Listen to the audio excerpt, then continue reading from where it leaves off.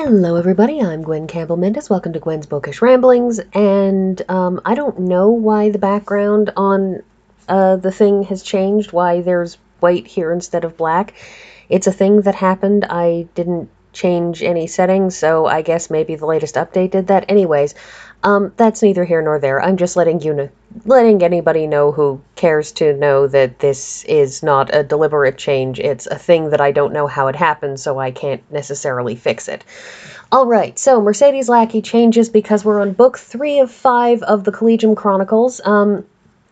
Before I go on with this, I should confess that I'm kind of doing these not entirely one after the other, but I sort of wound up on a bit of a run where I didn't have anything to read on the bus, and then I was reading things through on the bus really fast. So I may have gotten a few things confused together, because the thing about the Collegium Chronicles series is that they're very, very consecutive. They're very much picking up one after the next, after the next, after the next. The 5 plot lines in this, the plot of each book, they're very much a single unit, unlike some series where individual stories, while they may build on previous ones and happen after each other, are sufficiently discrete, ETE as opposed to EET. Some of them are sufficiently discrete that you can't confuse things, but because of how these all are sort of plotted together, it's very, very easy to confuse what happened in one book for the next book, because it's one solid line of events. Compare this with the Last Herald Mage trilogy, where the second book picks up literally years after the first book ended, and everything there is different, and you can't really confuse what's happening for that. Or the third book, which again picks up a very distinct amount of time after the second one, so again, you can't confuse anything.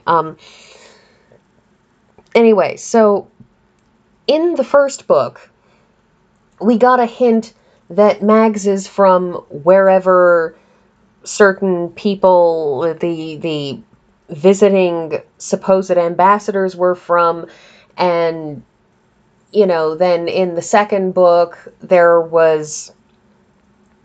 further hints about this. In this book, you have the return of people from whatever culture that spawned those initial ambassadors. But these two men, who wind up being nicknamed Ice and Stone, basically for how Mags, in his mind-speaking telepathic way, is able to sort of pick up on their worldviews and personalities, and he feels that one is like ice and the other like stone, and it's just a way of calling them a thing, so that they're not that assassin and that other assassin. They come to Valdemar with the intention of causing trouble for it, and it turns out that they have some sort of connection with Kars, a connection that isn't made clear until book 4, so I'm not going to talk about that connection until book 4. As you can tell, this is an actual copy of the physical copy that I own, because I never bothered to pick the price label off the cover, because I'm like that. Anyways, in this one, they're trying to disrupt the heraldic circle, and they're going to do this by kidnapping the girl that Mags is kind of in love with, but she's also the daughter of the King's Own Herald. And the thing about the King's Own Herald is that the King's Own Herald is like the Grand Vizier in a lot of ways. He or she, the monarch's own herald, really, is supposed to be kind of a best friend / confidant / helpmate / assistant to a monarch.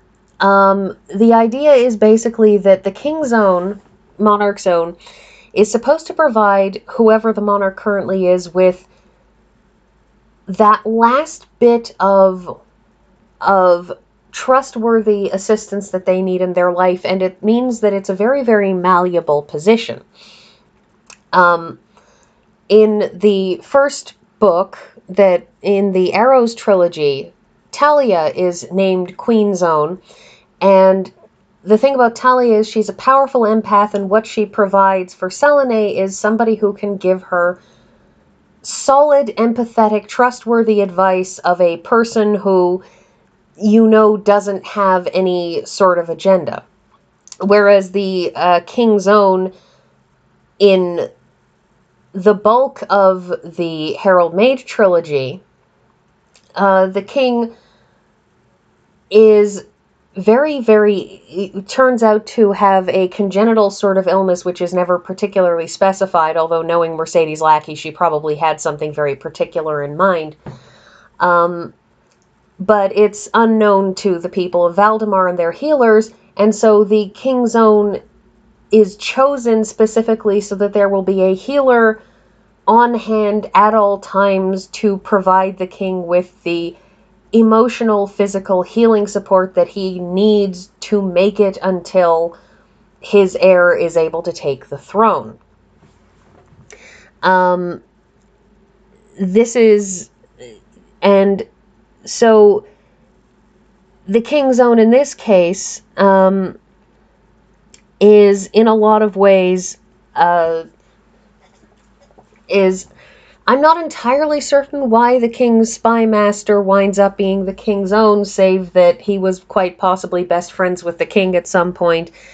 And the thing about that is that among the duties of the King's Own, in effect, is to be that reliable, trustworthy person who will tell you the truth, but you also know is completely on your side, that this is not a person who will ever plot against you. It's why the King's Own is supposed to be a herald, in the same way that the monarch is always supposed to be a herald in Valdemar's, because that way you are ensured that whoever your monarch is, they will, at minimum, be somebody who genuinely wants what's best for the country and will genuinely try to do his or her best for the country.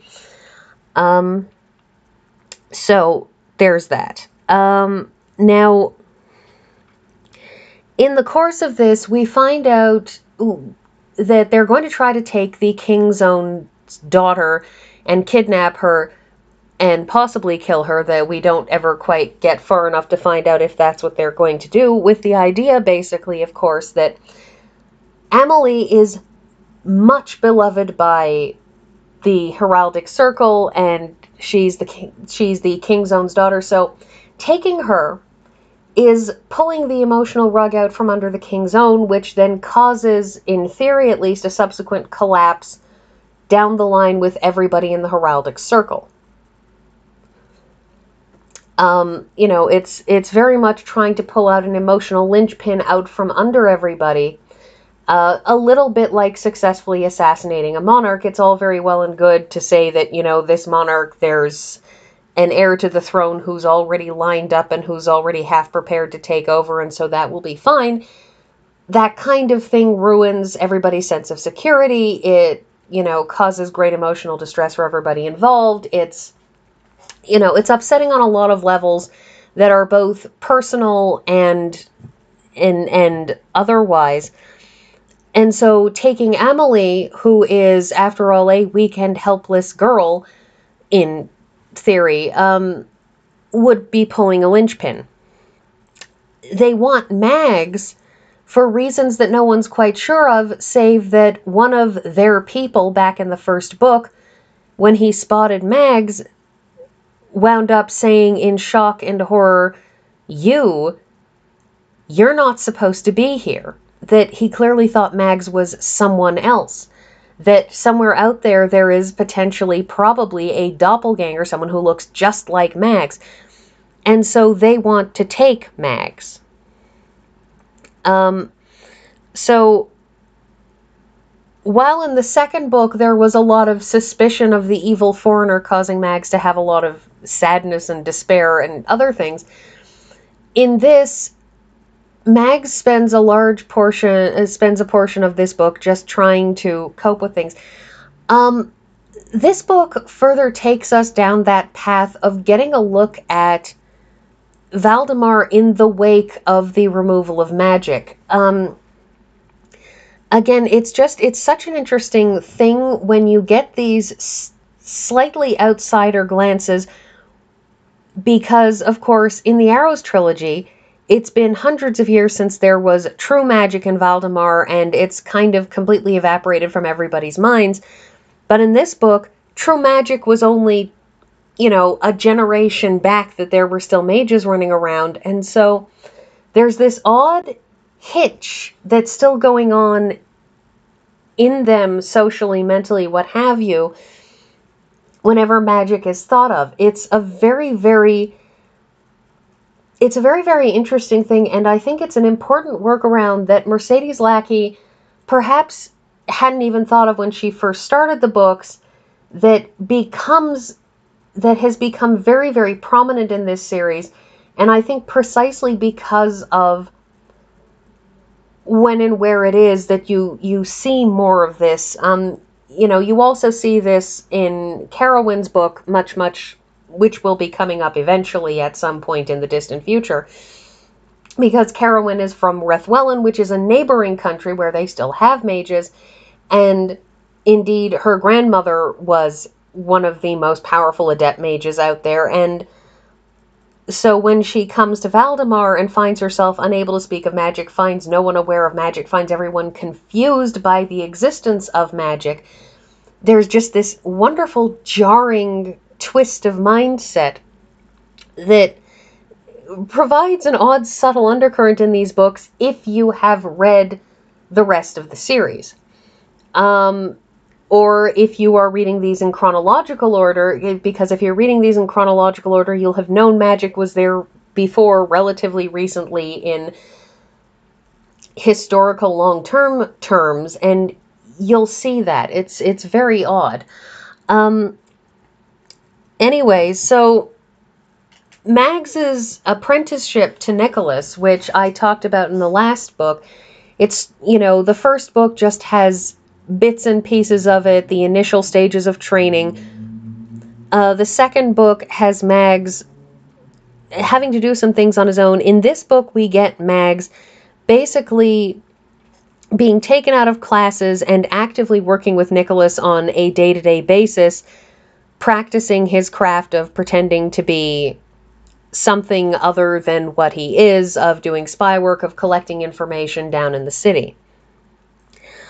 And it's very, very interesting, these Collegium Chronicles, in no small part because the later books, especially the first book in this, in the Arrows trilogy, everything there has been worked on for a very, very long time. They've got everything timed to perfection so that everybody knows how long the certain classes are going to take and how to line up the day.